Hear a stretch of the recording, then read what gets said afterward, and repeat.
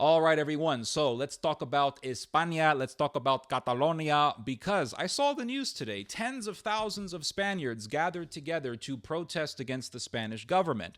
And so why are they so pissed off at the Spanish government? Because the Spanish government has agreed to provide amnesty for Catalonian separatist leaders. And what happened was the socialist prime minister of Spain made a deal with this Catalonian separatist party known as the Together for Catalonia party, or the Junts party, which was founded by the face of Catalonian separatism, Carlos Puigdemont. And the deal was that the Together for Catalonia party would provide Pedro Sanchez's party with the votes that it needs to gain the majority in the Spanish Congress. And in exchange for this, Pedro Sanchez agreed to provide amnesty for the Catalonian separatist leaders. And so this has pissed off these Spanish nationalists, the Spanish conservatives. They are enraged by this. And what happens when you have separatism is you increase nationalism for the rest of the country. So Catalonia wants to separate, and that ignites, that stokes up the Spanish nationalists who want to keep Spain intact, who want to keep Spain Spain. They want to prevent Spain from fragmenting. The Catalonian separatist movement, I wrote about this whole thing back in 2017 when Catalonia held a referendum for independence from Spain. And the majority of the people who voted in that referendum voted to secede, to separate from Spain. And I wrote about this, and I said this is a really, really bad sign. This is a presaging sign. This is what I said, that Europe is going to fragment, that the European Union is going to fragment.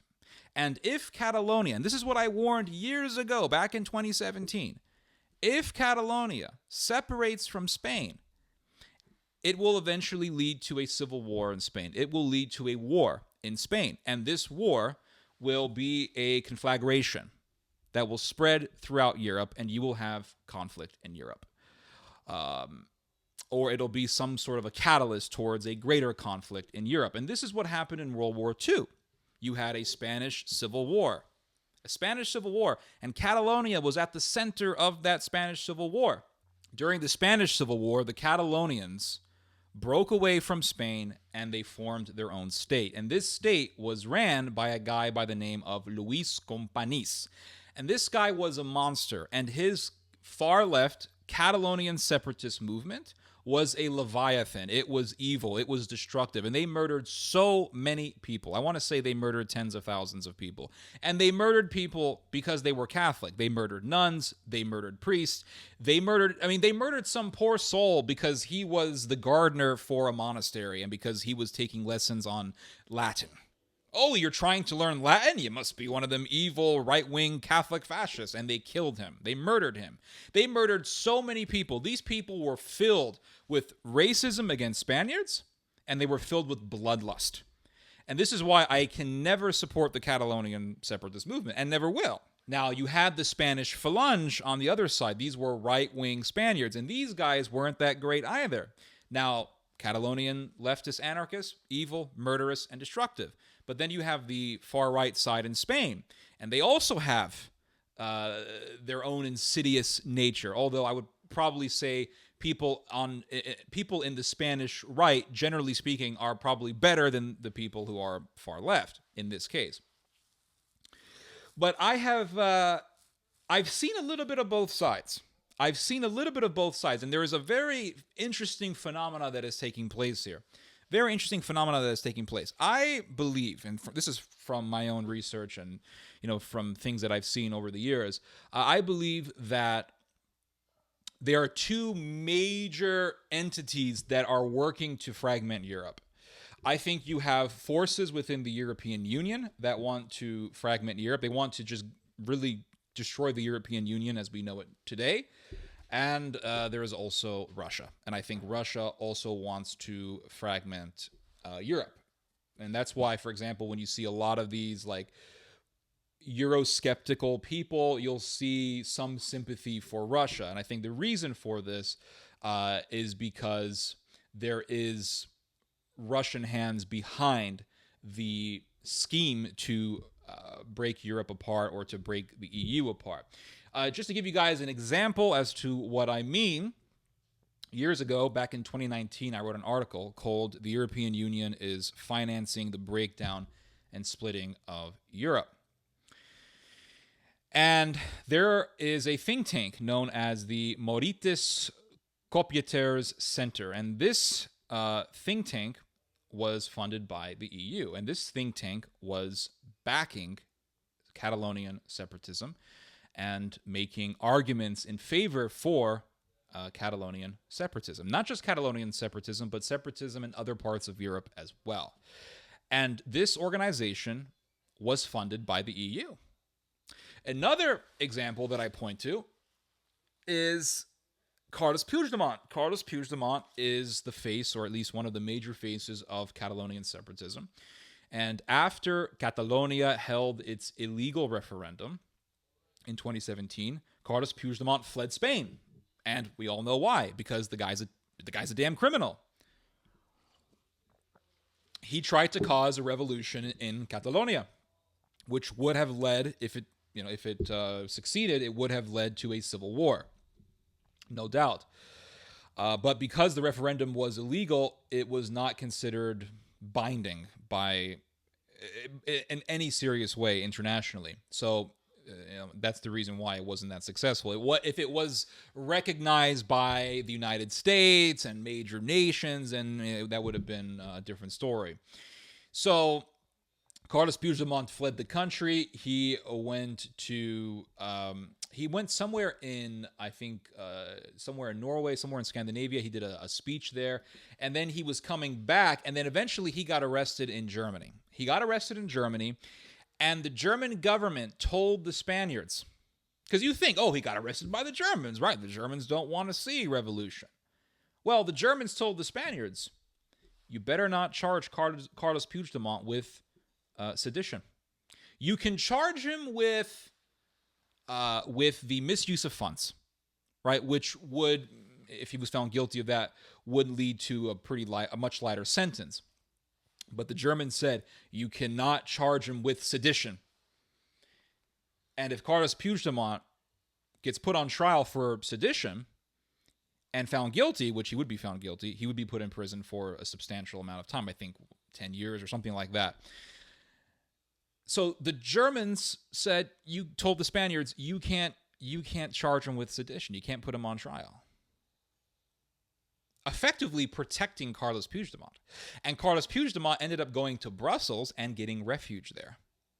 And so ever since then, he has been in exile. He has not gone back to Spain because he knows he would be put on trial.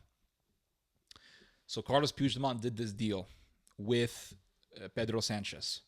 My Junts party, my Together for Catalonia party, will give your party the votes that it needs to get a majority in the Spanish Congress, but you have to give amnesty to the Catalonian separatist leaders. You have to basically drop the charges against the Catalonian separatist leaders. So you have Germany giving protection to Carles Puigdemont. You have the EU funding the Mauritius Copieteres Center, which was a big think tank providing arguments for Catalonian separatism. And it really is a sign that there are forces in the European Union that want to see the EU as we know it right now fragment. And by that, I believe that they want to create a more Germanic European Union, a European Union that is more Germanic with some Slav, right? Maybe including Croatia into the Union.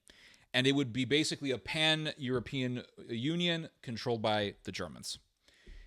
A lot of people in Germany don't like the fact that you have these Mediterranean European countries in the EU because they are seen as a drag. They are seen as a drain, draining the European Union. So you have Spain, you have Italy, you have Greece. These countries are Portugal. These countries are poorer than the northern Germanic countries. So they see countries like Greece and Spain, they see them as just a weight dragging the Germanic countries. And the Germanic peoples, they see themselves as more fiscally responsible, and they see those southern European countries as being irresponsible, financially irresponsible. Remember back in COVID?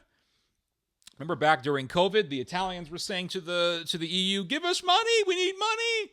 And the Germans said, "We don't want to give you money. We'll give you a loan." And the Dutch, they flipped their noses at the Italians and they said, "Well, we're not going to give you money. We're going to give you a loan. So we're going to put you deeper into debt slavery."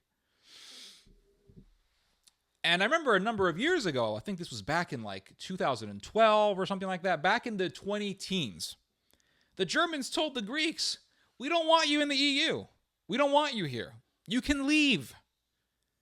And I think that there are people in the EU who wanted Brexit. Because with Brexit, the Germans now have no other country to keep them in check. The French are controlled by the Germans, and the Germans want to pursue a pan-European Union controlled by Germany with a major army. Now, they already have a Europe that is economically controlled by the Germans, but the Germans have this grandiose idea of a pan-European military force that will be led by the Germans. And if you can fragment the EU, then you can give more of a justification for a revived German power. Europe is weak. Europe is fragmenting. Our security is at stake. We are very vulnerable with the rise of Russia, with Russia invading Ukraine. We cannot trust the Americans as much. We can't trust the British because they left us. And we have this whole situation in the Middle East. So we have to have a more powerful Germany. And just recently, the German government stated that we must have a Bundeswehr, meaning a German military that is not only capable of defending Germany, but also capable of waging war. This was said just a number of days ago. So the Germans want to have the ability of waging war. And what did Olaf Scholz say recently? I believe he said this last year. He said that Germany must be the most powerful military in Europe. Germany must be the defender of Europe. So you see this Germany that is aspiring to revive its power. At the same time, you see turbulence in Spain, and you see this desire to fragment from Spain. So we see the beginning stages of turmoil in Europe, the beginning stages of chaos and turbulency in Europe. And remember what happened back in the Second World War. People say, well, the Second World War began when Germany invaded Poland. The Second World War began in Spain. You had the Spanish Civil War, and the Germans provided its air force for Franco to fight against the rebels in Spain. And it's not like Hitler really cared about Franco or the Spanish people. Hitler used it as a pretext to have Germany use its military force in Europe. And Hitler himself said that I really am not interested in stopping the Civil War in Spain. I want the Civil War to last as long as possible to continue on the justification to use the German military. And so if you see, you see today Germany providing this protection for Catalonian separatists, and you see the Spanish nationalists up in arms over the government providing amnesty to Catalonian separatist leaders. What you're seeing is the signs of a coming conflict in Spain. Now, I'm not saying it's going to happen 100%. I hope I'm wrong. But if the Catalonian nationalist movement succeeds and they begin a rebellion, it's going to lead to a civil war. This has been my warning since 2017. And you can see I wrote many articles on the subject. And I think that the Germans want this, given the fact that Carles Puigdemont got amnesty, got refuge, protection from the Germans and the people in Brussels, which is the center of the European Union. But the EU is ultimately led by Germany. Now, on the other side is Russia. Russia wants to see Europe fragment. Why? Because the EU is a major power that is against Russia. So it's an enemy. So it's better for Russia to have Europe just fragment itself. I mean, this is what's going on in the minds of some people in Russia, that it's better that the EU just fragment and weaken and then we don't have to worry about the EU. The problem with this idea is that if you fragment Europe, it'll backfire, just like it did against the Russians in the Second World War. The Russians thought, okay, we'll make an alliance with the Germans. We'll invade Poland because Poland's an enemy. But that ended up backfiring on the Russians because the Russians ended up getting invaded. So the Russians are thinking, have the EU fragment, weaken it. But the only thing that's going to do is empower Germany. And maybe that's what the Russians want. Maybe the Russians are thinking about making an alliance with Germany because that will be a huge threat. A Russian-German alliance would be an enormous threat to the United States. And maybe that's what the whole Nord Stream 2 pipeline was about. It was about having natural gas be transported directly from Russia to Germany. And the Americans hated this because that brought Germany and Russia closer together, which is the antithesis of NATO. I mean, part of NATO, the whole mission of NATO was to keep the Russians out and to keep the Germans in check. Well, Germany, working closely with Russia, goes against that entire motivation of NATO. It goes against the entire reason for NATO's existence, which is to have America dominate the world, keep the Germans in control, and keep the Russians out. And I remember reading a number of years ago, how a lot of the propaganda in the internet in support of Catalonian nationalism was traced back to Russia. And I remember years ago, this guy started following me on Facebook. I forgot his name. But he was a Russian guy. And he was living in Catalonia. And he was something of an activist for Catalonian separatism. And I remember he contacted me to wish me a happy birthday, which was kind of a surprise. And he told me, he said, one day Kosovo will be Serbia, and etc. But he supported the Catalonian nationalists. And if I remember correctly, he said something like, one day Catalonia will be free or something like that. And he was a member of a punk band in Catalonia. Now, the fact that you have so much Russian involvement in Catalonian nationalism leads me to suspect that this guy, this Russian guy, was an operative. Now, I remember also when I was in Spain, I met with one of the leaders of a political party in Spain called Vox. It's very interesting because Vox right now is one of the biggest parties in Spain. It is a far-right Spanish nationalist party.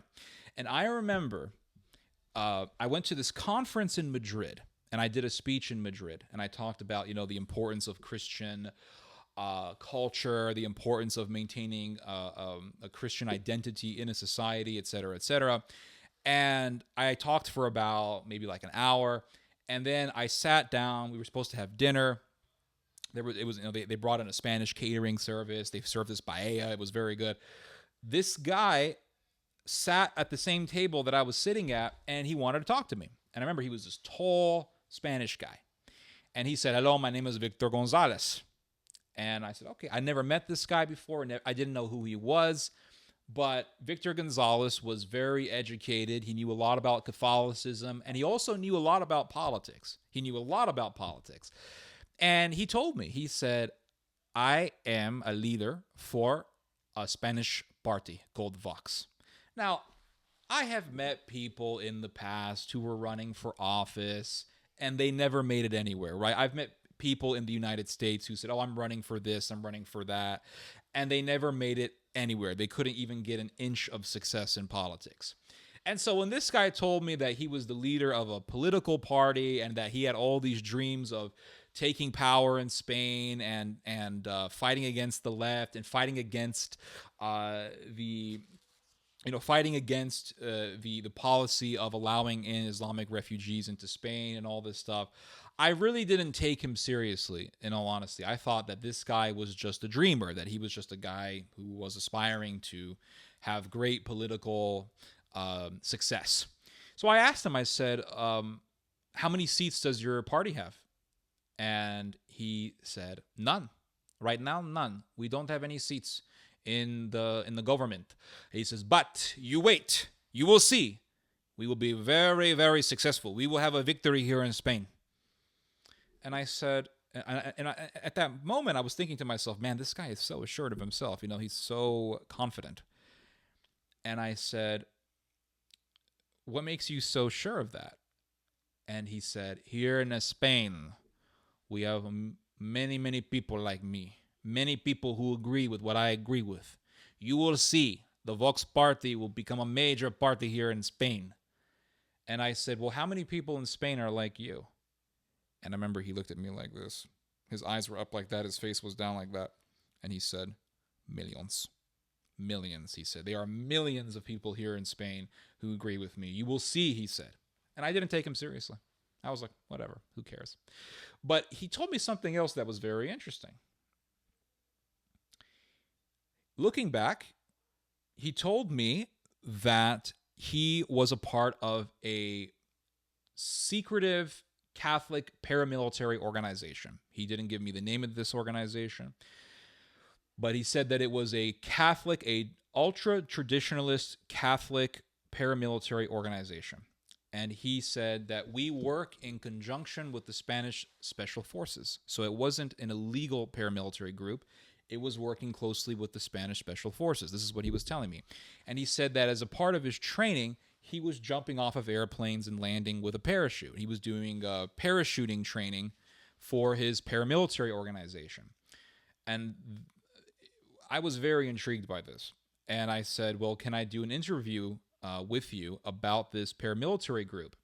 And he said, I will have to ask my priest, because he is like the spiritual head of the organization, or one of the spiritual heads of the organization. And so he said, I need to ask for his permission. And he never got back to me.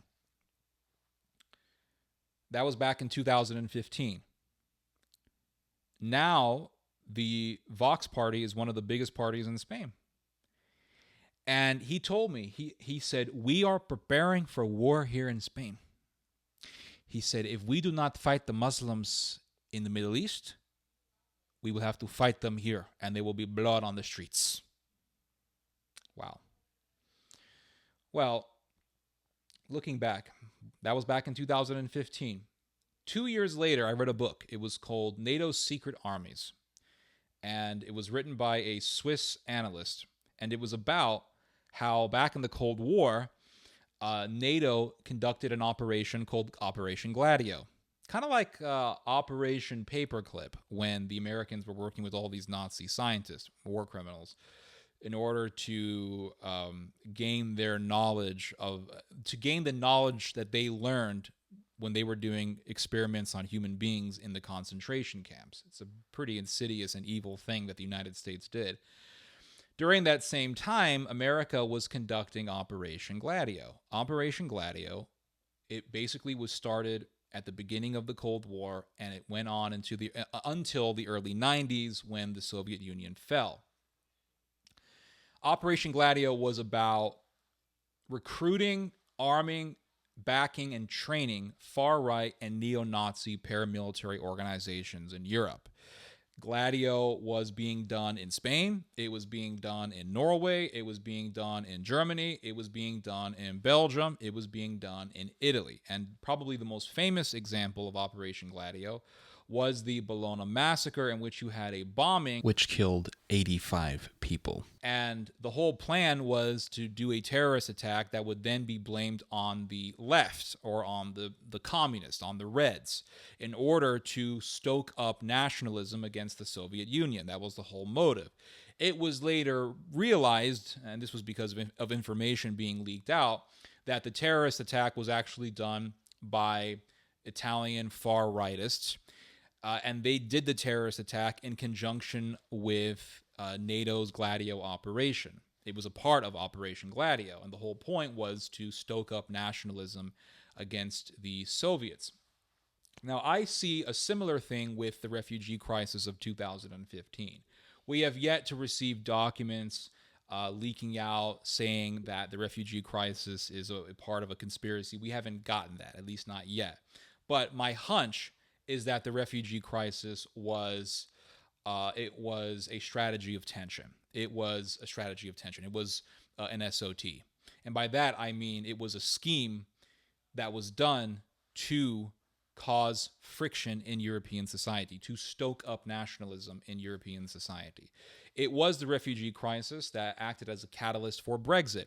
By having Brexit, Britain is no longer there to keep the Germans from creating their massive pan-European military force. It was the British who were against that idea, but the British are no longer there.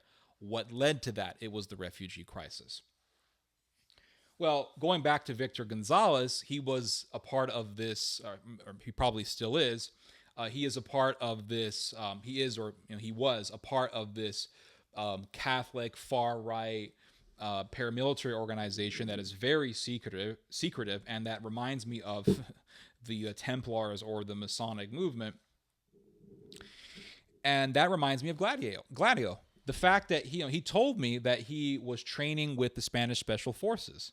Well, that just sounds like some sort of a CIA or some sort of a NATO or a European Union operation. The guy sounds like an operative. In fact, after the revolution, or after the coup in Bolivia, in which you had the far right overthrow the far left government in that country, right after that coup was done, Victor Gonzalez made a trip to Bolivia to praise the right-wing coup. It all sounds like a Cold War-like Gladio-type operation. Now, here is another interesting point about this right-wing Vox party in Spain. From the year 2013, when it was founded, and the year 2014, Vox received 1 million euros from an Iranian terrorist organization known as the People's Mojahedin Organization of Iran, or as it is known in Farsi, Mojahedin-e-Khalq, or as it is known in its acronym form, the MEK. The MEK has been a United States proxy against the Ayatollah, against the Iranian government. And the United States government has hoped that the MEK will one day overthrow the Iranian government. So that's another reason as to why I am very suspicious about this Spanish Vox organization. It received 1 million euros from an Iranian US-backed terrorist organization. And so you see here in Spain, you see the rise of the far right, the Spanish Falange, and you also see the rise of the far left in Catalonia. And it eerily echoes the stages before another Spanish Civil War. It eerily echoes the Spanish Civil War of the past. And that, my friends, is why I'm talking about this subject. Anyway, those are my thoughts on that. Oh, you guys have just heard some theology. God bless.